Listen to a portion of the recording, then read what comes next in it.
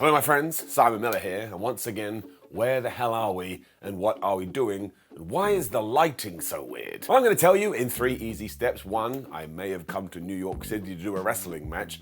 2, I'm in some weird hotel room where I had to fix the camera for around about 5 minutes because it started to strobe on the screen. And 3, it's very early in the morning, so we do have to be quiet. But as I've told you before, if there's ups and downs to do, we do them. The train never stops. Now I sound like a murderer. Let's up those downs. So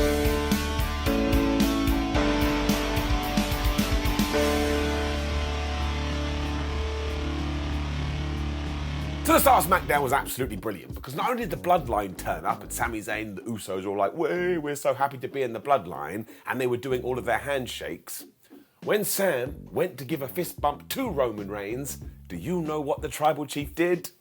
He ignored it. Fans also went nuts for Sami, which makes me feel all warm and fuzzy in my tum-tum, and this was just gonna build throughout the evening, and as ever, such a damn broken record, it's one of the best stories in wrestling. We went then straight into the SmackDown Tag Team Tournament after this, when we finally had the brackets revealed, and not only was it about to be Drew McIntyre and Sheamus versus the Viking Raiders, but we also had Los Lotharios, where have they been, versus Hit Row, the Brawling Brutes versus Imperium, and Legado del Fantasma taking on the Maximum Male Models. Now this here get me very excited because I love the Maximum Male Models, but if you're interested, who was the focal point in this tag team tournament? Sheamus, Drew and the Viking Raiders got forever, and nobody else got any time at all. However, we then did start with this match, and oh my gosh, it went almost 20 minutes. They absolutely kicked the shit out of each other. While I was kind of surprised the Banger Bros did win, because it means the Viking Raiders' plan was we're going to attack them after a show, and then they just lost. When you get matches as good as this, who cares? Also do want to point out before this match did get going, Michael Cole mentioned the passing of Jay Briscoe on commentary, and I thought that was a super duper nice touch. I know we have talked about it throughout the week, but make sure you keep him and his family in your thoughts. I think it's very, very important. This was hilarious too because they started beating each other up before the bell had even rung, and then Sheamus was hitting the 10 beats of the bow ran or whatever it's called, and he was like, I just want to hit all my finishing moves. Whereas Eric and Ivor was like, no, that's not how wrestling works, we have to build it. This kind of worked too because the Irishman had gone so nuts, the Viking Raiders used their tag team prowess to beat him up for a little while, and you were like, oh no, well what the hell is Sheamus gonna do now? And don't forget, Sheamus is a big dude, so this looked kind of impressive. The absolutely crazy thing though is that when he did hit the Irish curse backbreaker, everybody in this venue went nuts.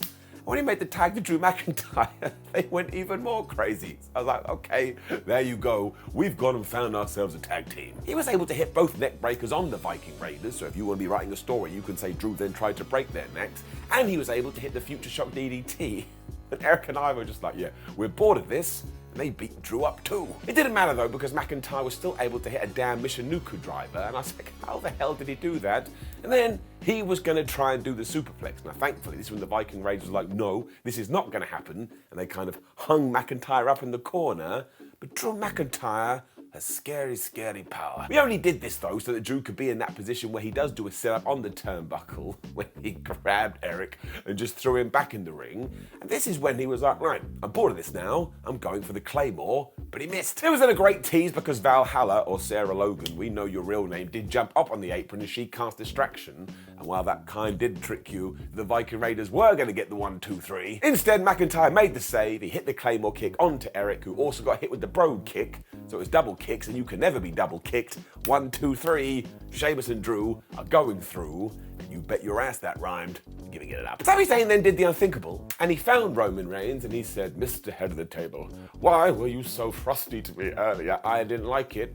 And Roman turned to him and said, well, you know I watched WWE, and I tuned into SmackDown last week, and I didn't like your face. Now he met his expression, but that made me laugh. Now Zayn instantly apologized because that is what he does. He was all like, I just didn't know the plan and I want to know the plan. When Reigns went full on Mr. Gaslight, it was like, oh, you didn't know the plan. Do you think you have to know the plan? Do you think you're the leader of the bloodline? No, you're not. Sami Zayn, I hate you. Now Zayn was totally broken up about this, and even Paul Heyman was going, Sami, you just need to leave. You just need to leave.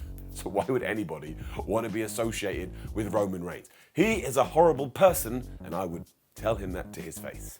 Maybe as long as there was like a mile between us and I was on the phone. But as ever, I am giving this an up My poor, poor heart. We had a bunch of people declaring for the Women's Royal Rumble throughout this show as well, including Raquel Rodriguez, and thank goodness for that, because before this show, we only had 4 people that said they wanted to be in the thing when LA Knight came to the ring for a match. But this was against a guy called Greg Jones, so I was absolutely cracking up because I used to work with someone called Greg Jones, although that was not this person. And beforehand, LA Knight got on the microphone and said, listen, we've got this pitch black match coming up at the Royal Rumble, even though nobody knows what the flub that is, and I shall beat Bray Wyatt there, especially because last week he even admitted that he was Uncle Howdy. And I wanted to be like, La, come here. He's just goofing around, he didn't mean it. The absolute best bit though is that after he had got the victory in around about 25 seconds, all of a sudden all the Bray Wyatt spooky dooky stuff started to happen. That's right, my friends. The Firefly Funhouse returned, and you should have heard the reaction to this too. It was like WWE had walked into the arena and gone, "Way, $1 million for everyone." It really was good though, and I don't even know why, and the puppets were back, and they were all like, oh my gosh, I love LA Knight's muscles. So once again, I was on the floor, including one saying, who would call their son Los Angeles Knight? Somebody give this madness a medal. We then cut to Uncle Howdy throughout all of this, who also talked in gibberish by going, oh my gosh, the door is open, I can't believe you opened the door. And then Wyatt was going, oh, the door is open, I can't believe you've opened the door, and you're not gonna like what's gonna come through it. But look, you've got to give some credit to everyone in this. I have no idea what's going on. I have no clue. And I still don't know what a pitch black match is, but do I want to see it? Process the brain. Yes, up. We then carried on with the SmackDown Tag Team Title Tournament, and it was Hit Row taking on Los Lotharios. This went 2 minutes. I mean, what was the point? Now, we're still going on about this top dollar dive botch from like 7 years ago. And I'm like, I don't care. A man fell over. People are falling over all the time. But he did hear Michael Cole taking the mick out of him, so Top Dollar went, stop taking the mick out of me. And then, yeah, back in the ring, B-Fab grabbed Angel Garza's leg when he wasn't ready, which allowed Ashanti the Adonis to hit the Thursday move and all that sports entertainment, and he got the 1, 2, 3. Now, I do want to say this. In the 120 seconds of wrestling we did have, it was kind of good, but I just kind of feel like Lotharios do deserve better. So we bring it down, there is the surprise roll-up board, add another 1 to it, but I am going to give it a down because just in comparison to the first match, this one didn't really make much sense. We then got that same Cody Rhodes video that we had on Raw, but it's still so damn good, and given recent rumours, I hope he does win the Royal Rumble, as we cut to Braun Strowman, who went, rah, I want to win the Royal Rumble. I don't want to be that guy. I don't think he's going to. Charlotte Flair then came out to cut a promo, and I just have to say this. While she is clearly a superstar, I just don't think she's a natural babyface. Now, I do have to say I may be alone in my thoughts here, because once again, when she came out, all the fans were like, oh my gosh, she's the queen. I absolutely love her. And she's got no problem taking on Sonya Deville. She was like, yo, son, I'll beat your ass, and maybe you should stop going crying to Adam Pearce, and you should come crying to me instead. This is when Deville did walk to the ring because she heard her name, so she had the audio guy play my music, and her message was very simple too. She wants a title shot, she doesn't care about the Detroit fans, she doesn't care about what anybody else wants, so she's gonna stand here until somebody does what she says that she should do. That didn't make any sense. As ever, Charlotte used Royal Rumble logic, where she was like, I've already beaten you once, I made you tap out, so why don't you enter the 30 women over the top elimination match, and then if you're victorious there, we can have a shot. Sonya was like, no, I don't want to do that. I want to fight you at some point. And when Charlotte went, how about right now? Deville said, no. This is when Adam Pearce did walk out, and I was like, where the hell have you been? This kind of distracted Charlotte because wrestlers cannot handle anything going on outside the ring. So Sonya Deville jumped her, beat her up, left, as Adam was like, what did you do that for? Now we need to talk. I smell cahoots. Not really. So this was all right, I suppose. I do like the fact that Sonya Deville is being inserted into the title mix, but you know that we'll get to the Royal Rumble and she will just lose. But I suppose that's better than her not being featured at all. So I'm giving it an up, mostly because, as I just said, I like Sonya Deville. We were then back with the Bloodline as Roman Reigns and Paul Heyman were talking to each other. And when Roman asked for Heyman's advice on the matter, they were both basically like, well, we don't really like Sami Zayn. Sami Zayn's really annoying. And I was like, how dare you do this to this man who has done so much to you? Although Paul did have a final thought, wouldn't it be better to have Sami Zayn on the team than him running amok outside of it? Although he said something like, wouldn't it be better if Sami Zayn was pissing inside the castle than pissing on the outside? And I was like, that is a disgusting analogy. This is just getting better and better though, and you have to imagine we are going to culminate something at the Royal Rumble, or maybe even on Raw 30. So it's a round of applause from me. And after this, we had another. Lacey Evans is coming back soon with the Cobra Clutch video. I really don't know what we're doing anymore. Back to the SmackDown Tag Team title tournament after this, and it was Imperium versus the Brawling Brutes. This was much better. It went around about 10 minutes, and much like the first encounter, they just kicked the absolute shit out of each other, with Giovanni Vinci and Ludwig Kaiser getting Butch and just slapping him off around for a while. They were like, look, we're gonna beat you up, and if you don't like it, that's your problem. They also kept knocking Ridge Holland off the apron, so he wasn't able to make the tag, until he was able to get the hot tag. And this Ridge Holland man, I think he is finding his feet recently, because he just started grabbing people and throwing them around like they were babies.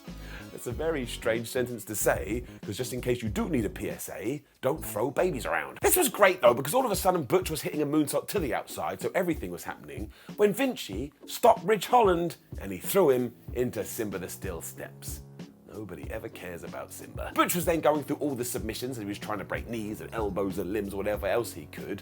When Vinci got the tag back in there, he hit a moonsault, he got a near fall. When Butch was then fighting Vinci on the ring apron, then he got back in the ring and he was fighting Kaiser. When finally Butch was able to knock Kaiser to the floor, when all of a sudden Giovanni was back and everybody was basically down. Somehow Kaiser was then back and he was able to slam Butch right in the back of the head, so he was gone. When Ridge Holland was back, he walked right into the Imperium bomb. 1, 2, 3, and Imperium are going through to the next round. But seriously, if you only have 20 minutes today, you watch the first tag team match and you watch this tag team match, they were so damn good. And all these teams should be pushed in the future up. Paul Heyman then did find Sami Zayn, like the turncoat that he is, and said, listen, our tribal chief needs to talk to you. At this stage, I was like, man, he's probably going to walk in that locker room and be, I don't know, thrown out of the window. When we also got a big video for Raw 30 that's happening on Monday. I don't know about you, I think it's going to be a big show. Shayna Baszler also then promised to win the Royal Rumble, where we had this really weird promo with Scarlett and Karrion Kross, because they were like, listen, Rey Mysterio, you can either be a great wrestler or a great dad. I was like, who the hell are these two? Why are they giving out family advice? Anyway, Kross is just going to beat Rey Mysterio next week before he does win the Royal Rumble. And actually, what I would do is I would have Dominic interfere in this and start building to our match at WrestleMania. We shall see. We then had our final tag team match of the evening, and it was Legado del Fantasma taking on Maximum Male Models, and my Triple M beauties lost in 2 minutes. Now, I did get a lot of enjoyment out of this because Mansoor and Marseille are such goofs, I cannot help but enjoy myself. And honestly, I understand that wrestling has to be serious, but it can also be goofy wrestling for life, so please do get them back on my team more than often. Otherwise, they got absolutely destroyed. And it did indeed finish when Legado del Fantasma hit that Russian leg sweep Inseguri move thingamajig onto Mansoor, and they are going through to the next round.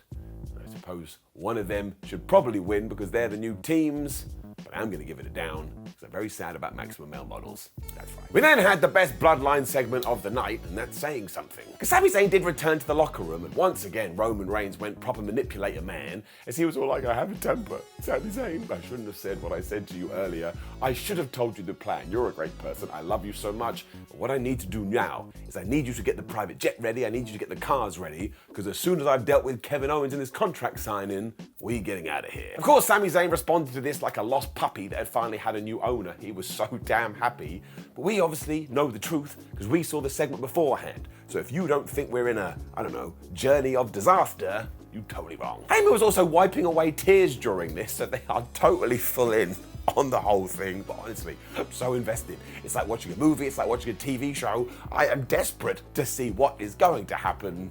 It is getting it up. And then we had a pretty good contract signing. Now, you can't have assumed that something like this was going to happen because there was only 10 minutes left, but we could wrap this up in 30 seconds. Because the Bloodline came to the ring, and they took about 72 hours. Sami Zayn wasn't there, when all of a sudden, Kevin Owens jumped him, he beat everybody up, he destroyed Roman by throwing him through a table, when he took the contract from Paul Heyman, and he signed it, and he ended SmackDown standing tall. Sami Zayn ran out after this and they both stared at each other, but KO was like, well, I don't need to beat you up because I beat everybody else up. So he left through the crowd. And all this did was tell you that maybe, just maybe, Kevin Owens can become the WWE Unified Champion, even though the reason why we probably did this is because he's not. Also, shout out to Kevin Owens as well, because he was wearing a Jay Briscoe armband during this, which I also thought was nice. But sometimes you don't need to overcook the broth, you don't need to burn your eggs, you just need to do what it says on the tin. This got me pumped for the main event of the Royal Rumble.